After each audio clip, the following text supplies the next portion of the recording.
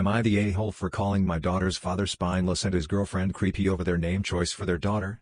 I ended up falling pregnant with my 10-year-old daughter during a drunken hookup with a friend in my mid-20s. Not the most glamorous or flattering truth, but it's the truth all the same. When we found out, we decided to keep the child and co-parent while remaining friends. We were never a couple and we didn't want to be one either. 4 years ago he began to date his long-term girlfriend and they moved in together last year.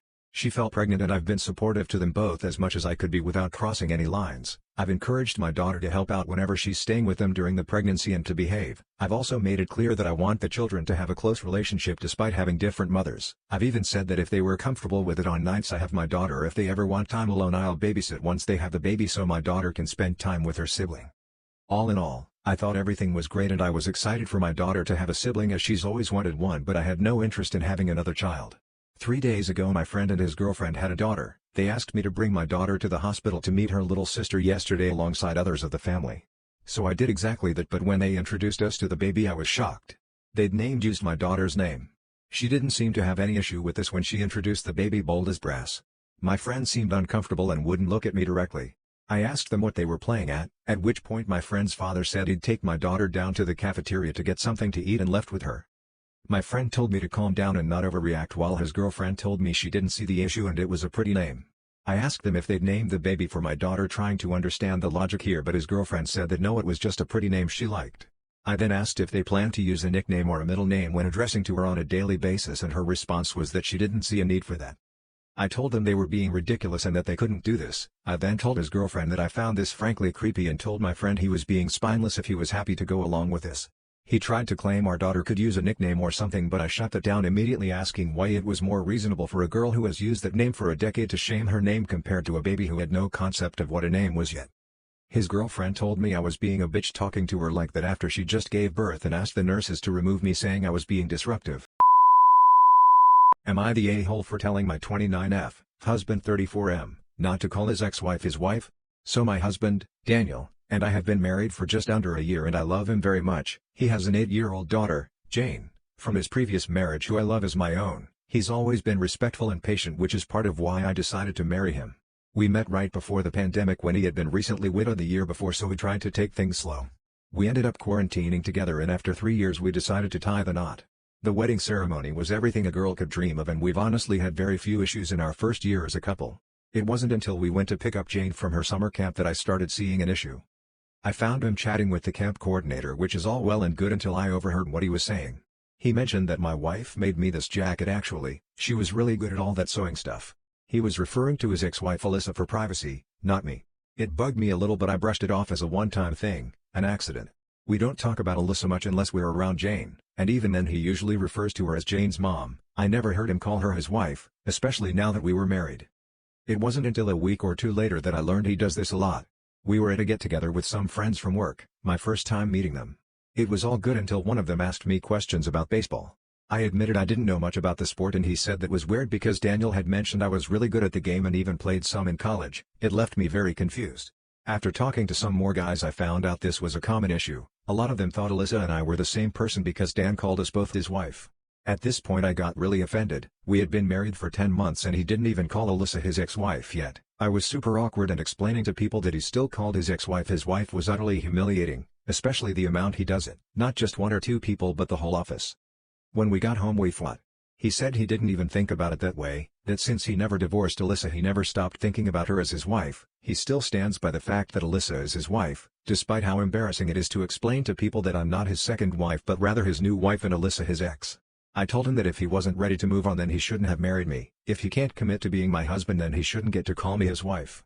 I spent the next night at my sister's house ignoring his calls. We recently started to smooth things over by not talking about them, but I can tell that this is going to be a sore spot in the marriage I am trying so desperately to save. Am I the a-hole for telling my nephew that his birthday present was sold behind his back? I'm angry but would like perspective. I am unmarried and do not have children, so I don't understand this situation from a parent's standpoint. I have a niece, Kay 21, and a nephew, Joe 16.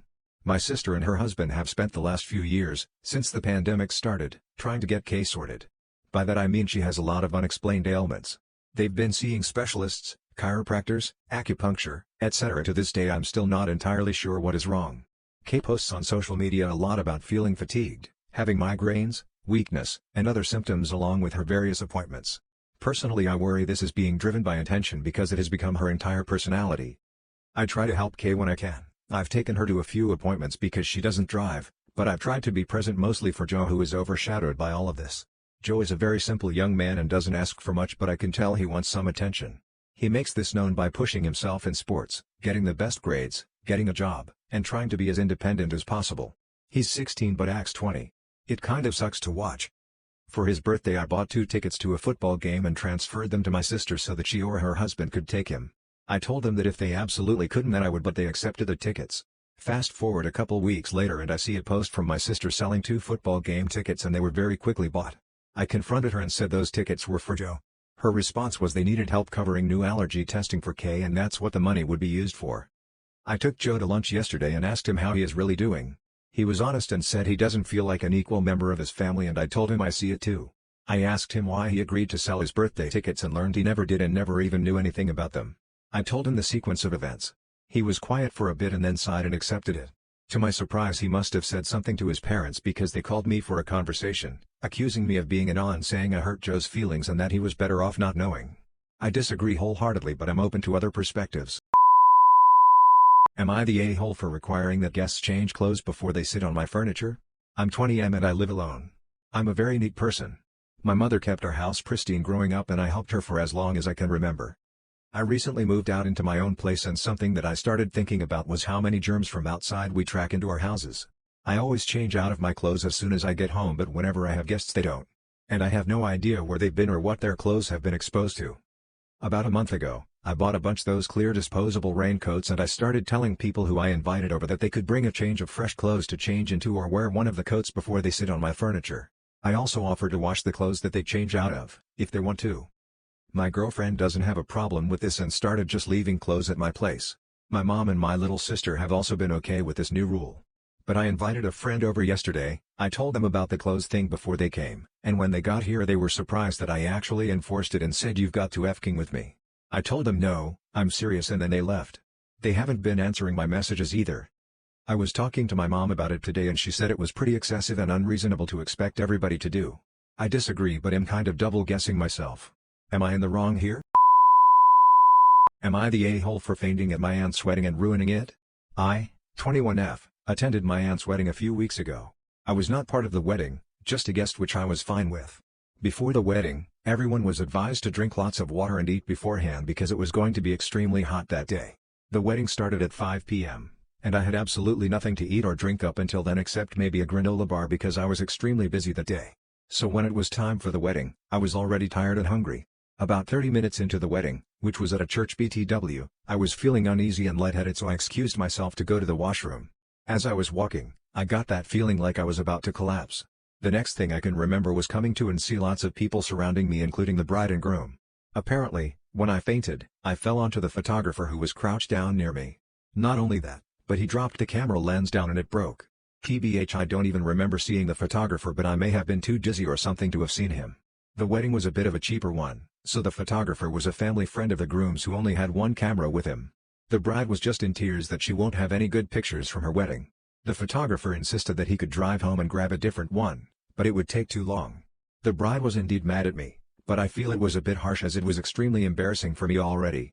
Fainting never even crossed my mind as something that would happen at all. They did get pictures, but they were on cell phones.